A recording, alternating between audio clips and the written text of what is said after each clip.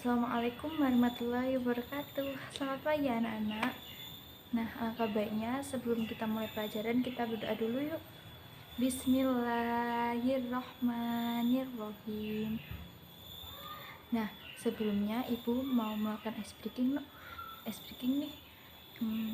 Sebelum kalian mencoba, lihat ibu guru dulu terlebih dahulu ya. Ibu guru akan mencontohkannya. Saya sehat, saya kuat, bersemangat. Sekali lagi ya.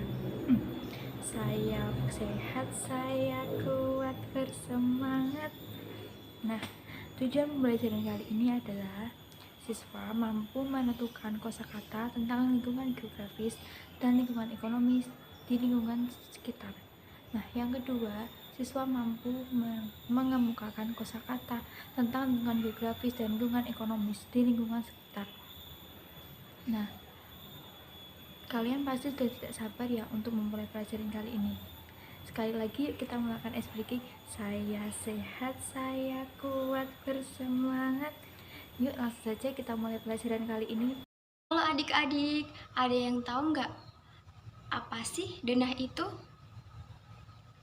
Denah adalah gambar yang menunjukkan letak suatu tempat. Entah itu letak sekolah, letak rumah, letak jalan, ataupun letak kota.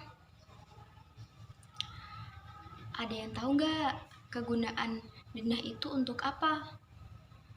Ya, betul. Kegunaan dari denah adalah untuk menunjukkan letak suatu tempat, supaya orang yang mencari tidak kebingungan karena ada petunjuk dari denah tersebut.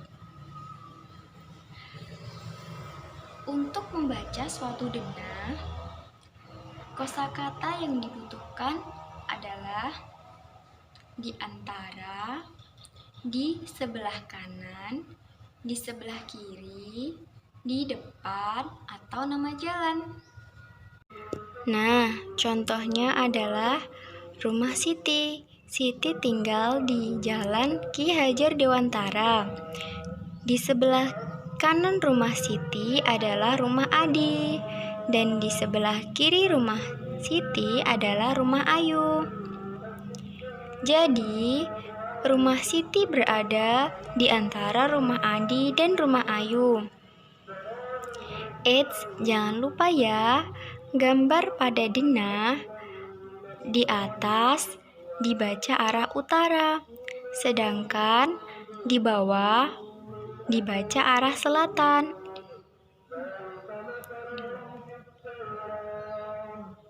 Mudah kan membaca denah? Jadi, untuk menemukan letak suatu tempat, kita harus membaca denah dengan betul. Adik-adik, sudah bisa kan membaca arah denah dengan betul? Jangan lupa kosakatanya juga harus betul ya.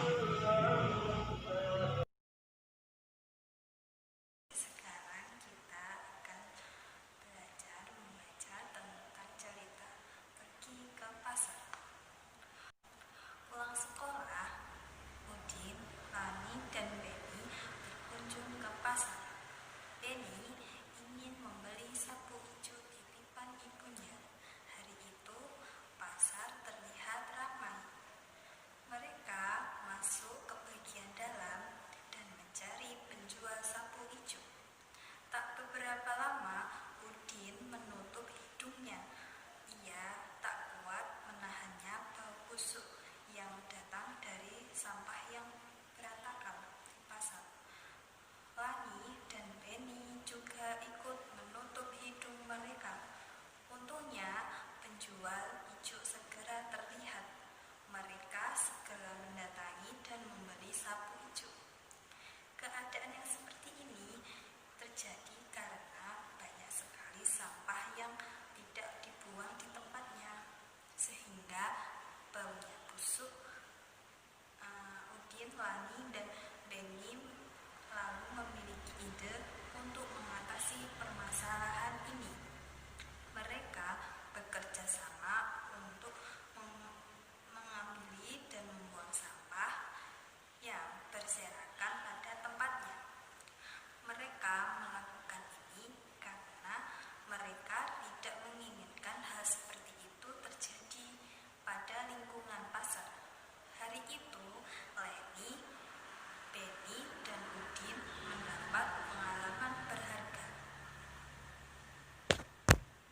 Nah, setelah membaca teks tentang pergi ke pasar, selanjutnya Bu Iva akan bertanya kepada anak-anak ya. Pertanyaan yang pertama, apa judul dari teks tersebut? Iya, jawabannya yaitu pergi ke pasar. Pertanyaan yang kedua, siapa yang pergi ke pasar? Jawabannya adalah Udin, Lani, dan Beni. Nah, pertanyaan yang ketiga, mengapa mereka pergi ke pasar? Jawabannya adalah karena Beni ingin membeli sapu ijuk titipan ibunya. Nah, sekarang ya, pertanyaan yang keempat, kapan mereka pergi ke pasar? Jawabannya yaitu sepulang sekolah. Pertanyaan yang kelima, di mana mereka membeli sapu ijuk? Jawabannya yaitu di pasar. Nah, sekarang pertanyaan yang terakhir ya. Pertanyaan yang keenam, bagaimana keadaan pasar? Jawabannya adalah banyak sampah yang berserakan sehingga baunya busuk. Nah, untuk selanjutnya Bu Iva akan menjelaskan mengenai kosakata yang terdapat dalam bacaan tersebut. Nah, kita bahas satu persatu ya. Terdapat kata pasar. Wah, apa itu pasar? Jadi, makna pasar yaitu tempat orang berjual beli. Untuk selanjutnya ada kata membeli. Nah, membeli adalah memperoleh sesuatu melalui penukaran atau pembayaran dengan uang. Sudah tentu anak-anak sering melakukan kegiatan membeli ya. Oke, untuk selanjutnya yaitu ada kata ramai. Nah, karena dalam bacaan tersebut yang dibahas mengenai pasar, jadi makna ramai dalam bacaan tersebut yaitu sibuk. Nah, jadi di dalam pasar terdapat banyak orang yang sibuk melakukan transaksi atau melakukan kegiatan jual beli. Oke, selanjutnya yaitu ada kata sampah. Sampah itu apa ya? Jadi, sampah yaitu barang yang dibuang karena sudah tidak dipakai lagi. Contohnya ada daun, lalu botol, dan lain-lain ya. Nah, selanjutnya yaitu ada kata penjual. Wah, penjual apa itu? Jadi, penjual yaitu orang yang menjual. Menjual sendiri yang berarti memberikan sesuatu kepada orang lain untuk memperoleh uang. Selanjutnya ada kata pengalaman. Jadi, makna pengalaman yaitu sesuatu yang pernah dialami. Oke. Untuk selanjutnya, Ibu meminta anak-anak untuk menuliskan cerita pengalaman mengenai berbelanja di pasar.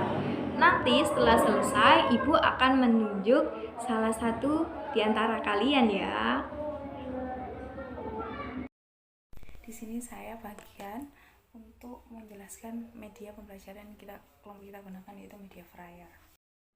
Apa sih media flyer itu? Media flyer itu media yang digunakan untuk memilah antara poin-poin penting yang ada dalam mata pelajaran yang dilakukan. Untuk pengaplikasian dari media flyer ini, kita gambar menjadi seperti ini, 5 kotak, 2 kanan kiri, 1 di tengah. Nah, apa sih tujuan 1 di tengah? Ini merupakan inti dari materi nanti akan dibahas. Terus yang pertama ini bersihkan definisi, terus yang kedua ini bersihkan ciri-ciri, yang ketiga ini bersihkan contoh, terus yang keempat ini di luar materi atau hal-hal materi yang belum paham. Tadi kan ada sudah menceritakan pergi ke pasar. Nah, kita definisikan apa sih pasar itu? Pasar itu tempat orang untuk melakukan jual beli. Nah, di pasar itu ada 2 macamnya. Ada yang pasar modern maupun ada pasar tradisional. Terus yang kedua, kolom kedua atas itu berisikan ciri-ciri. Ciri-ciri dari pasar itu apa sih? Yang satu, ada penjual dan ada pembeli. Yang kedua, ada jasa atau barang yang dijual belikan. Yang ketiga, ada interaksi antara pembeli dan penjual. Apa sih interaksi? Maksudnya seperti apa? Misalnya di pasar tradisional ada tawar menawar. Terus yang kalau ketika modern bagaimana? Ketika di pasar modern harga memang sudah ditetapkan, tapi sebenarnya masih bisa dilakukan interaksi. Apabila kalian mencari barang, kalian tidak menemukan barang itu, tanyakan kepada karyawannya, apakah produk ini masih ada, seperti itu. Terus yang kedua, kolom kedua atas itu berdasarkan ciri-ciri dari pasar itu apa sih? Yang satu, ada penjual dan ada pembeli. Yang kedua, ada jasa atau barang yang dijual belikan. Yang ketiga, ada interaksi antara pembeli dan penjual. Apa sih interaksi? Maksudnya seperti apa? Misalnya di pasar tradisional ada tawar menawar. Terus yang kalau ketika modern bagaimana? Ketika di pasar modern harga memang sudah ditetapkan, tapi sebenarnya masih bisa dilakukan interaksi. Apabila kalian mencari barang, kalian tidak menemukan barang itu, tanyakan kepada karyawannya, apakah produk ini masih ada, seperti itu. Nah, untuk yang kolom keempat ini berisikan contoh tadi kan sudah diceritakan sama teman kalian, yaitu Benny pergi ke pasar. Benny pergi ke pasar bersama Udin dan Leni. Mereka pergi ke pasar karena ibu Benny menitipkan ke mereka untuk membeli sapu hijau. Nah, untuk poin yang terakhir, poin yang kelima, yaitu berisikan, kita isi dengan kata-kata sulit saja ya. Kata-kata sulit yang ada di cerita tadi apa? Yang pertama, penjual. Kalian udah tahu penjual?